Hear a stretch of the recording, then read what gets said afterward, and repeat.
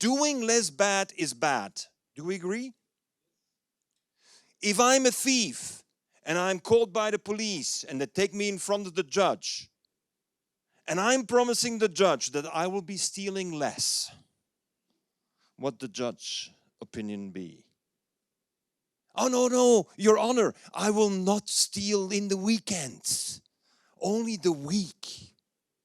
And all of a sudden, the guy gets put in jail because he's stealing less, because stealing is stealing. But if you're polluting, then you have a magical result.